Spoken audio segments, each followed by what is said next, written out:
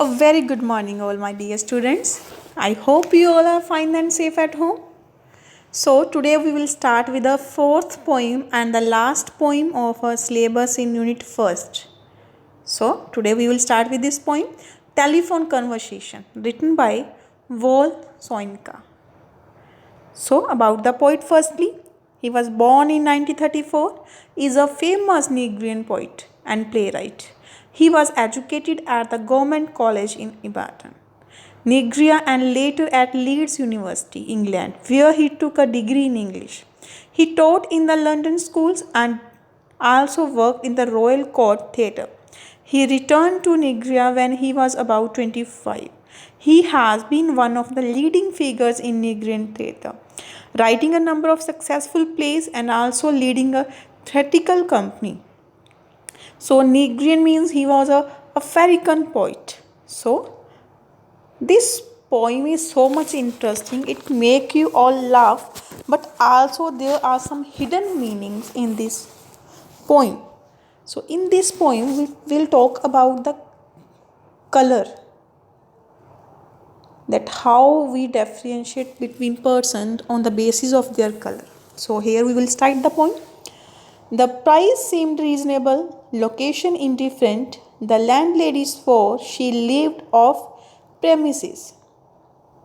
Here there is a telephone conversation between the poet and the landlady, means the owner of the house. Actually, the poet wants a house on rent.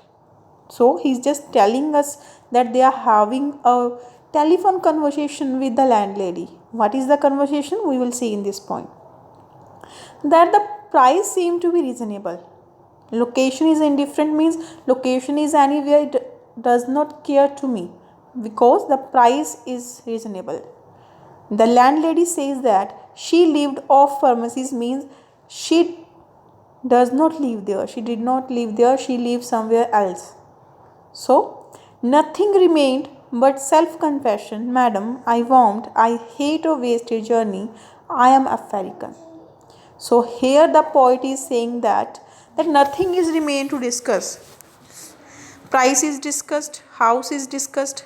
Just the poet make a self-confession. He just want to confess something that I want, that I hate a wasted journey, means that he did not want to waste his journey, that he will go there, and the landlady after that give him a bad response or say no to him for the room. So firstly he want to tell the landlady that I am African.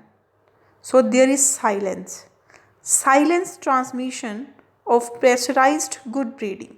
So there's a silence. The poet is thinking that silence means here transmission of pressurized good breeding, that the lady is educated. So that's why she just have some silence. Good breeding means a good understanding, that he will with good manners. To show her good manners, the lady just keep quiet after listening that he is a African.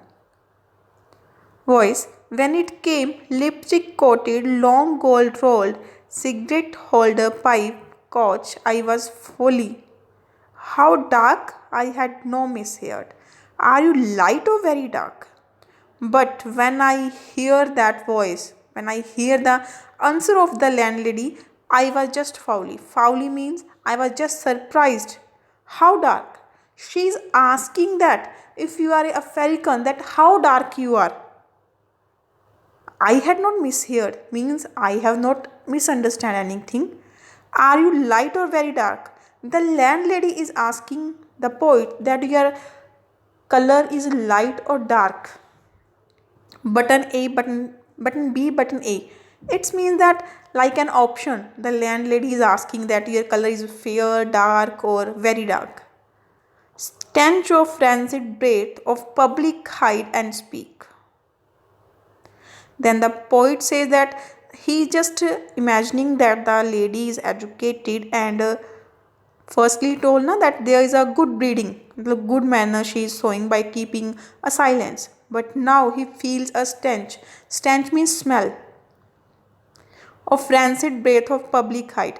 Rancid breath means a very that we can bad breath. Now the good manners change into bad manners. That what the lady is asking to me, that your color is dark or very dark. So the poet just see the red booth, the red pillar box, red double-tied ominous bus, squalling tower. So when he heard these words, he just looked around. Actually, he was standing in a telephone booth. So he just checked the color of the booth, the red pillar box, that double-tied omnibus squealing tar bus. So he just noticed all the things just around him. It was real, shamed by ill-mannered silence. Surrender pushed, dumbfounded to beg simplification. Dumbfounded means greatly amazed. So he was greatly amazed by the ill-mannered behavior of the lady, just feeling shame on her that considered she was wearing the emphasis, are you dark or very light? But again the lady repeats her words, that are you dark or very dark? And revelation came, you mean like plain or milk chocolate? So he again explained that I just mean to ask that you are like a plain or milk chocolate. Her accent was clinical, crushing in its light impersonality. Rapidly, wavelength adjusted, I chose West African sepia and as afterthought down in my passport. Her accent, mean the way she is talking to him is not good. It's not familiar. So it shows her impersonality.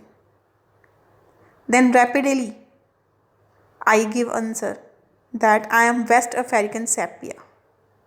It was written in my passport. And as afterthought, silence for spectroscopic flight of fancy till truthfulness changed her accent hard on mouthpiece. What's that?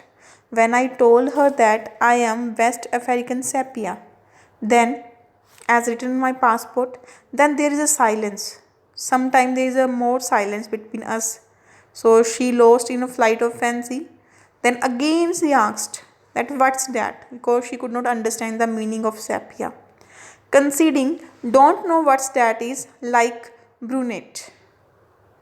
The poet says that I don't know the meaning of the sepia. It's written in my passport only. But I think it's like brunette. Brunette means a woman with dark brown hair. Means he just describing his color, that my color is dark brown hair. That's dark, is not it? Not altogether. The lady is saying that it's dark na. If your color is bronte, then it's dark. Facially I am bronte, but madam, you should see the rest of me, palm of my hand, soles of my feet.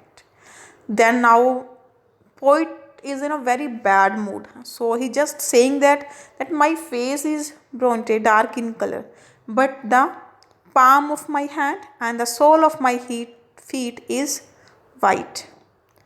Are Praxoid blonde friction caused foolishly madam by sitting down has turned my bottom raven black. One moment madam, sensing her receiver rearing on that thunderclap. Then in a very bad mood, with aggressive mood, he just told the lady that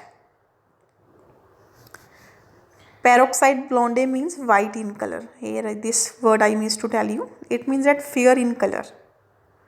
So then in a bad mood he says that ma'am I am foolish. I am having habit of sitting down anywhere. So my backside is also turned black. Raven black. So he just hoping that now the landlady will cut the phone and the receiver will like a thunderclap.